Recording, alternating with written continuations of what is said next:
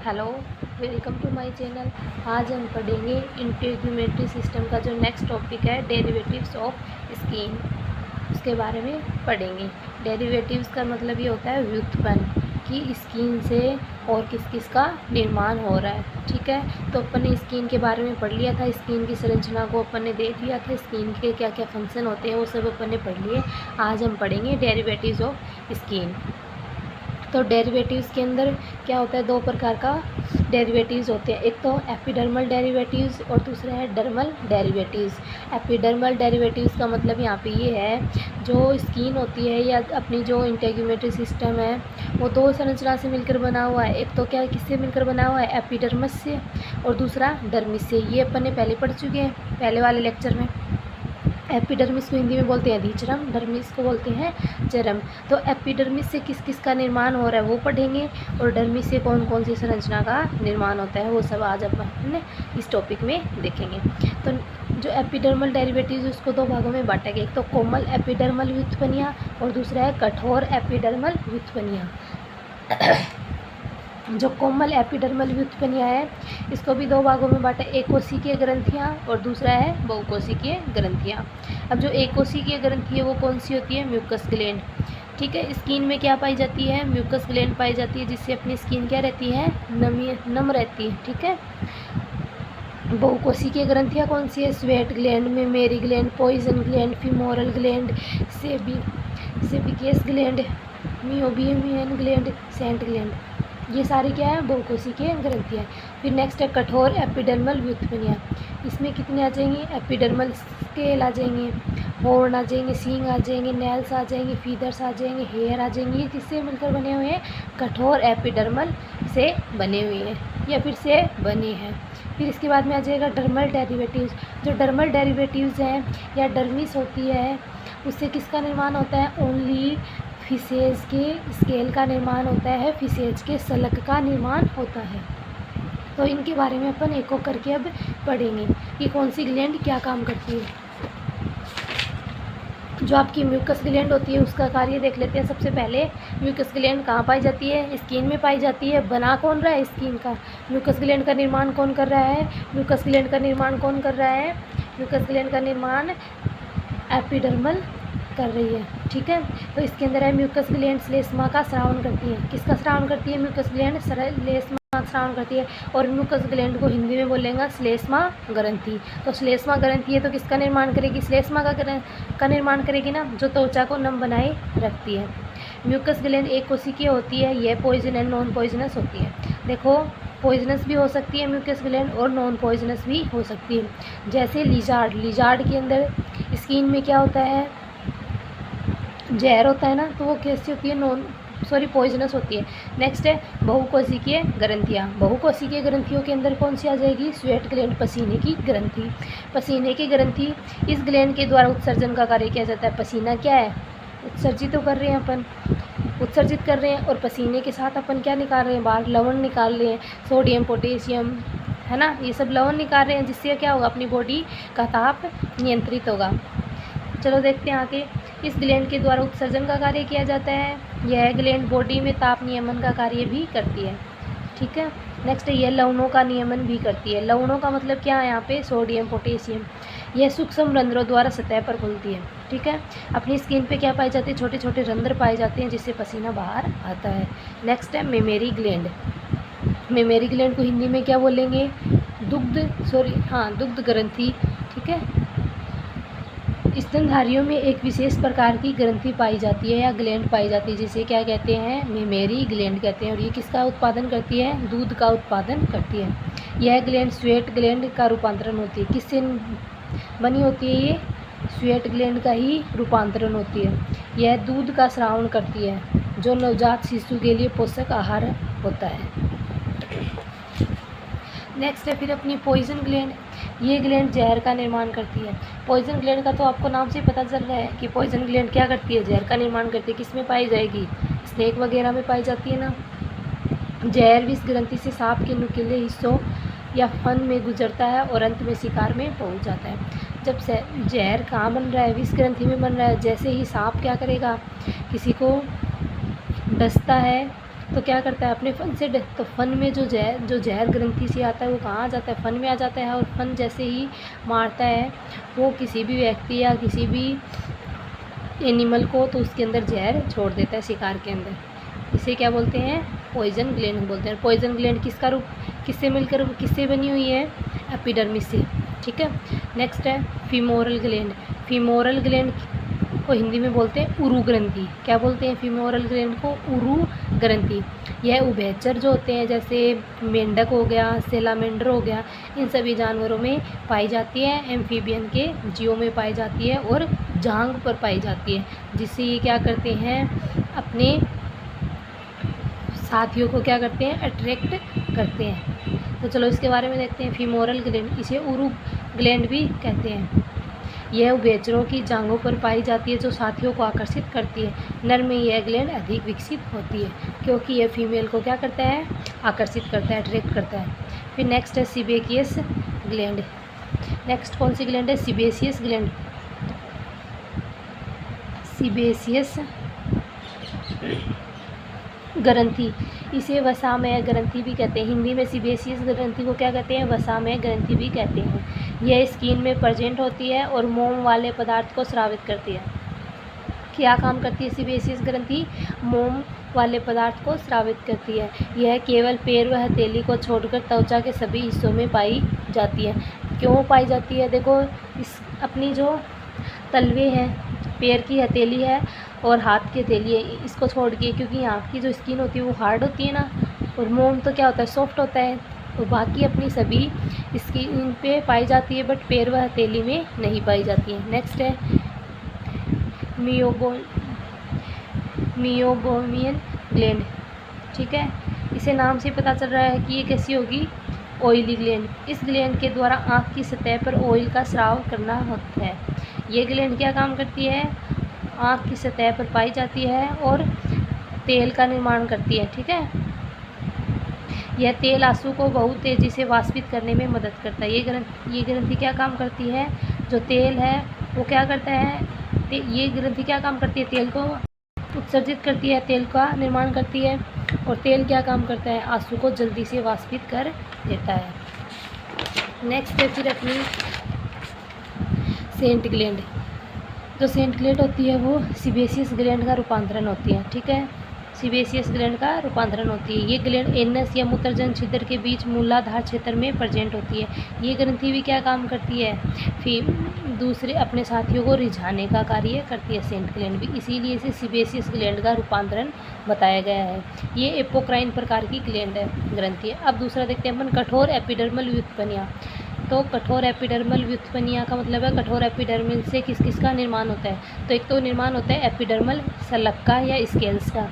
Epidermal scales reptilia में well develop होते हैं। एपिडर्मल जो सलक होते हैं वो क्या करते हैं, जो रेप्टिलिया जो सरीसृप वर्ग है उसके अंदर अच्छे से विकसित होते हैं। आपको सलक नहीं पता है तो सलक होता है जो केचुअली होती है ना सांप की, उसे क्या बोलते हैं, सलक बोल रहे हैं यहाँ पे अपन। ये स्केल्स समय समय पर झड़ते रहते हैं। आपने देखा है कि सांप अपनी केचुअली छोड़ता रहता है कुछ टाइम बाद में।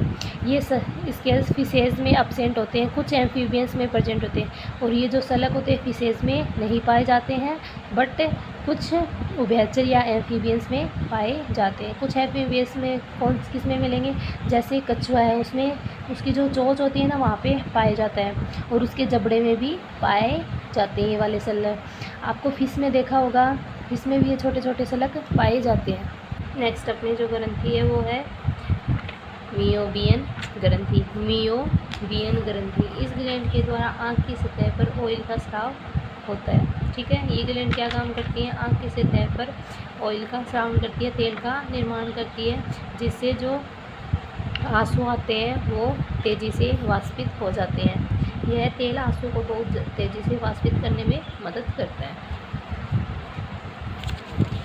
फिर आपकी जो नेक्स्ट ग्रंथि है वो कौन सी है, सेंट ग्लैंड। नेक्स्ट ग्लैंड कौन सी है आपकी, सेंट ग्लैंड। ये ग्लैंड क्या काम करती है, सेंट का निर्माण करती है। सेंट का मतलब यही है यहाँ पे कि सुगंध देती है ये ग्लैंड। ठीक है, और ये जो पसीने की जो सीबेसियस ग्लैंड होती है उसी का रूपांतरण है। क्यों है, क्योंकि सीबेसियस ग्लैंड भी क्या कर रही थी, अपने साथियों को आकर्षित कर रही थी। और सेंट ग्लैंड भी क्या करती है, अपने साथियों को आकर्षित करने का कार्य करती है। ये ग्लैंड सीबेसियस ग्लैंड का रूपांतरण होती है। ये ग्लैंड एनस एंड मूत्रजन छिद्र के बीच मूलाधार क्षेत्र में प्रेजेंट होती है। ये एपोक्राइन प्रकार की ग्रंथि है। नेक्स्ट अपन देखेंगे अब कठोर एपिडर्मल व्युत्पन्नियाँ। ये कठोर एपिडर्मल व्युत्पन्नियाँ की कठोर एपिडर्मल से किस किस का निर्माण होता है, तो एपिडर्मल सलग का निर्माण होता है या स्केल्स का निर्माण होता है। ये जो स्केल्स होते हैं वो जो सरीसृप वर्ग या फिर रेप्टिलिया है उन जीवों में अधिक विकसित होता है। एपिडर्मल सल्क रेप्टिलिया में वेल डेवलप होता है। बनने का मतलब यही है कि अधिक विकसित होता है। ये सलग समय समय पर झड़ते रहते हैं। ये वाले जो सलग होते हैं वो समय समय पर झड़ते रहते हैं। सलग का मतलब यहाँ पे इससे है जो सांप होता है ना, उसकी जो केचुअली वो क्या है, सलग ही है, और समय समय पर सांप अपनी केचुअली छोड़ता रहता है। नेक्स्ट है ये सलग फिशेज में एब्सेंट होते हैं। जो फिश पाई जाती है उनमें सलग पाए जाते हैं, बट जो एपिडर्मल सलग होते हैं वो फिशेज में नहीं पाए जाते। कुछ एम्फीबियंस में प्रेजेंट होते हैं, लेकिन ये जो एपिडर्मल सलग है वो कुछ एम्फीबियंस में पाए जाते हैं। कछुओं में कछुओं की चोंच व जबड़े की हड्डी को एपिडर्मल स्केल के द्वारा कवर किया जाता है। जो कछुआ है उसकी चोंच और जबड़े की हड्डी किससे बने होते हैं, एपिडर्मल से बने होते हैं। फिशेज में 4 टाइप के स्केल्स प्रेजेंट होते हैं, cycloid scale, ctenoid scale, placoid scale, ganoid scale. ये किस में पाए जाते हैं, फिशेज में पाए जाते हैं। जो फिशेज में स्किन को क्या करते हैं ये स्केल खुरदरा बनाते हैं। नेक्स्ट है हॉर्न। हॉर्न को बोलते हैं हिंदी में सींग। सींग का निर्माण कौन करता है, कठोर एपिडर्मल करता है। ठीक है, सींग है जो पक्षियों में, मवेशियों पक्षियों का नाम, जानवरों में, पशुओं के अंदर वो किसका रूपांतरण है या फिर किसका निर्माण करते हैं, कौन करता है इनका निर्माण, तो कठोर एपिडर्मल करती है। सींग विभिन्न जानवरों के सिर पर एक स्थायी संरचना है। इसमें जीवित हड्डी के मूल भाग के चारों ओर केरोटिन एंड अदर प्रोटीन का आवरण होता है। जो सींग होते हैं ना वो उनके बीच में क्या पाई जाती है, सींग के बीच में एक हड्डी पाई जाती है और वो कैसी होती है, जीवित होती है। जीवित का मतलब ये होती है वो सजीव होती है। ठीक है, अगर आप उसे काटोगे तो उससे गाय को या भैंस को दर्द होगा और उसके अंदर से क्या आएगा, ब्लड आएगा। और उसके चारों ओर का जो भाग होता है ना मूल हड्डी के, उस किसका बना होता है, वो केरोटिन एंड अदर प्रोटीन का बना होता है। केरोटिन प्रोटीन और अन्य प्रोटीन का बना होता है। मेमल्स में असली सींग ओनली जुगाली करने वाले जानवरों में पाए जाते हैं। ठीक है, मवेशियों के सींग चमड़े के नीचे के संयोजी ऊतक से बने होते हैं या निकलते हैं। फिर अपन देखते हैं नेक्स्ट नेल्स। नेल्स का निर्माण भी कौन करता है, कठोर एपिडर्मल करती है। नेल्स में केरोटिन प्रोटीन पाई जाती है। मेमल्स में नाखून हाथ व पाँव की अंगुलियों के आखिरी हिस्से के ऊपरी भाग में एक ठोस कवचनुमा आवरण होता है। देखो मेमल्स में हाथ व पैर दोनों में क्या पाए जाते हैं, अंगुलियों में आगे नाखून पाए जाते हैं, जिनके नेल्स अच्छे नहीं है या टूट जाते हैं तो वो किसकी कमी से, केरोटिन प्रोटीन की कमी के कारण ऐसा होता है, अगर नेल्स किसी के ख़राब है तो। नेक्स्ट है फीदर्स। फर अध्यावरण का एक भाग होता है। फीदर्स किस में पाए जाते हैं, पक्षियों में पाए जाते हैं ना, फर बोलते हैं या फीदर्स। फर अध्यावरण का एक भाग होता है। अध्यावरण का मतलब जो पक्षियों की जो बॉडी को कवर कौन करके रखता है, फर करके रखते हैं ना, फीदर्स जो बर्ड्स में पाए जाते हैं। फीदर्स किसका काम करते हैं, इंसुलेशन का काम करते हैं, फ्लाइट का, उड़ने का काम करते हैं, प्रोटेक्शन सुरक्षा का काम करते हैं। ठीक है, जो पक्षियों में होते हैं वो जो फीदर्स पाए जाते हैं वो निम्न प्रकार के पाए जाते हैं या 6 टाइप के पाए जाते हैं। डाउन फीदर्स हो गए, समोच्च पंख हो गए, फिलोप्लूम्स हो गए, बालदार पंख हो गए, फ्लाइट फीदर्स हो गए, उड़ने वाले पंख हो गए, अर्बुद पंख हो गए। ये सारे पंख किस में पाए जाते हैं, पक्षियों में पाए जाते हैं। कुछ पक्षियों में ये वाले पाए जाते हैं, कुछ में ये वाले, कुछ में डाउन फीदर्स, कुछ में फ्लाइट फीदर्स। ठीक है, फ्लाइट फीदर्स तो लगभग सभी में पाए जाते हैं, कुछ ओनली कुछ जानवरों को छोड़ के। कुछ जानवर ऐसे होते हैं जो उड़ते नहीं हैं। कुछ पक्षी जैसे कौन सा पक्षी नहीं उड़ता, तो शुतुरमुर्ग नहीं उड़ता है ना। तो यहाँ पे आपके जो डेरिवेटिव्स है वो नेक्स्ट डेरिवेटिव्स है आपका यहाँ पे हेयर। यह केवल स्तनी प्राणियों की विशेषता है। जो हेयर होते हैं ओनली किस में पाए जाते हैं, स्तनी प्राणियों में ही पाए जाते हैं। कुछ स्तनी प्राणियों में शरीर की संपूर्ण सतह पर पाए जाते हैं। कुछ तो मेमल्स ऐसे हैं कि उनकी तो पूरी बॉडी पर पाए जाते हैं और कुछ में कुछ विशेष जगह पर पाए जाते हैं। मनुष्य के शरीर में किसी किसी हिस्से में पाए जाते हैं। प्रत्येक बाल में एक लंबा बाहर की ओर निकला साफ्ट होता है। देखो अपने जो बाहर की बॉडी से बाहर निकला हुआ भाग बाल का क्या कहलाता है? साफ्ट कहलाता है। और जो बॉडी के अंदर होता है उसे क्या बोलते हैं? रूट बोलते हैं। और ये रूट किससे बनी होती है? हेयर फॉलिकल में पड़ी रहती है। जो रूट का निर्माण किससे होता है? हेयर फॉलिकल से होता है। नेक्स्ट है हेयर फॉलिकल डर्मिस लेयर में बना एक गर्त होता है।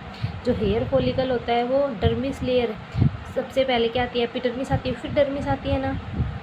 तो डर्मिस के अंदर हेयर फॉलिकल एक गड्ढे के रूप में पड़ा रहता है। साफ्ट के बाहरी आवरण को क्यूटिकल कहते हैं। यह पारदर्शी और लेपिंग कोशिकाओं से बनता है। बालों की वृद्धि रूट में होती है। ठीक है, तो ये हो गया आपका हेयर। नेक्स्ट व्युत्पन्न। फिर यहाँ पे आपके जो जितने भी थे एपिडर्मल व्युत्पन्न वो ख़त्म हो गए हैं। अब नेक्स्ट है डर्मिस डेरिवेटिव्स। जो चरम है उसके जो डेरिवेटिव्स है, जिससे कौन कौन से चीज़ों का या कौन कौन से अंगों का निर्माण होता है वो इसमें पढ़ेंगे। तो डर्मिस से ओनली है ना, जो फिश होती है ना उनके पंख ही बनते हैं, उनके क्या बनते हैं? सलक का ही निर्माण होता है, बाकी किसी चीज़ का निर्माण नहीं होता है डर्मिस से।